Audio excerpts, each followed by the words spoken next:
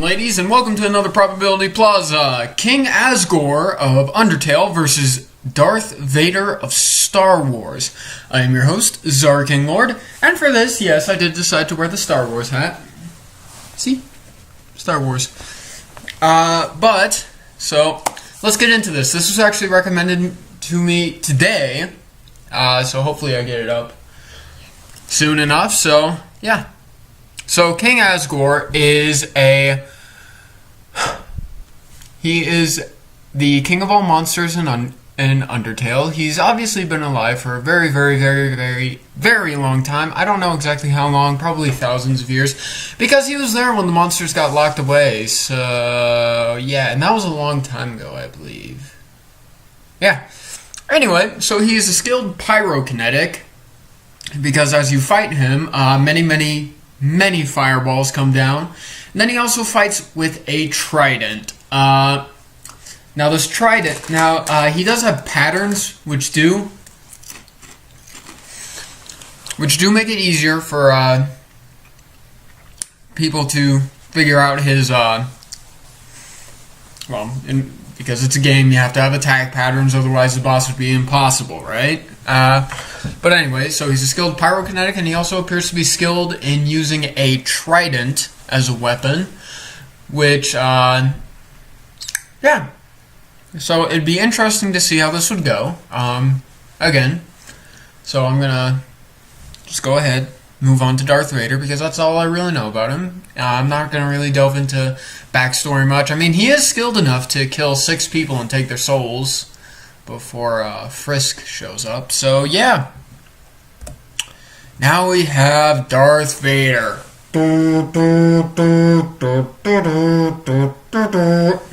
So, Darth Vader is not a guy you want to screw around with, mainly because he can pick you up and toss you around like a ragdoll with the Force, crush your heart. Let's see. He can crush you like a tin can. He can slice you in half with his lightsaber. He can slice you up into little bits. Yeah, it's really... He's a dangerous person because of his Force abilities, and that's not even going into the comics and stuff, really. I mean, there are a couple things from the comics, but his Force choke, his Force crush, his Force push, his Force pull, he uses a lightsaber, obviously his signature red lightsaber, and he also uses Form 5. Form 5, an altered version of it, I believe, in order to, better use it in the suit. And then also because he's a Jedi, he also has like that foresight stuff, to help him fight better. He can also fight really fast, like insanely, because, yeah. He also has a kill count of probably in the tens of thousands if we include the comics. And there's probably going to be at least 100 Jedi, if not more on that, who are well trained. So he's a highly skilled combatant with telekinetic powers, but I think he would be vulnerable to physical attacks, particularly in the chest area where his life support is. Maybe that trident would also be able to disrupt would be able to break the robotics in his arms or legs, but when it comes to blaster attacks, we've even seen in Star Wars, remember, The Empire Strikes Back, where he literally just holds up his hand and gets shot there like 3 times by Han. Now remember, okay, we're going to say that the only logical reasoning behind Star Wars is that their weapons are actually plasma based, because light using lasers, that makes absolutely no freaking sense, because it would have to be trained on him for a long time. Anyway, so this is plasma, and it gets into the hundreds of thousands of degrees. So, and he didn't even come off with a mark. Again, later in the movie with Luke, we see he gets a little ding to his shoulder, but again, very little comes of it. Now, that's not to say that his suit is invincible. He has been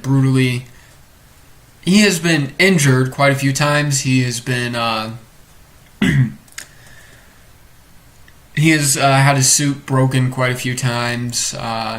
He isn't really prone to overconfidence, I guess, except for that one time in Revenge of the Sith.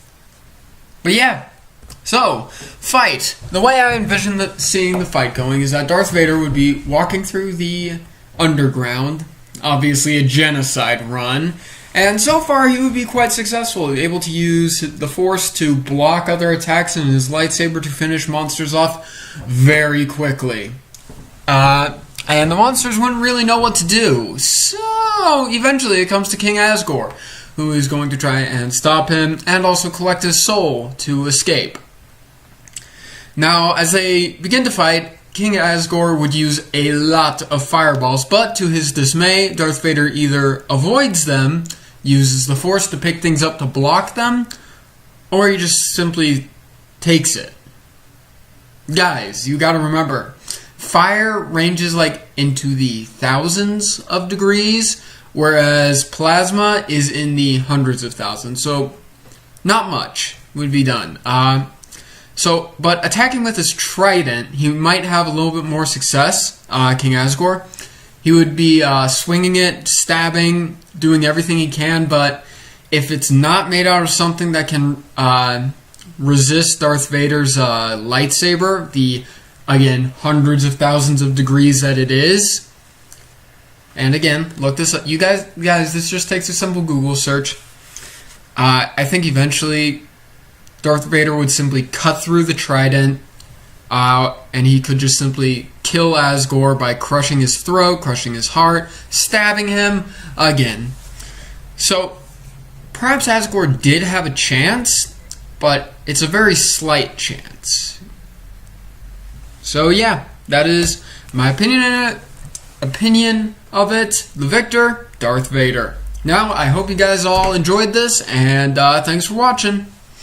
Oh, and also, yes, I will get back to gaming. It's just going to take a little bit. And don't worry, January, I'm going to do Arkham Knight. So, I know that was a concern for one of my viewers, one of my 19 subscribers. Yeah, and by the way, guys, if you like these videos, make sure to subscribe, like, share. Yep, thank you.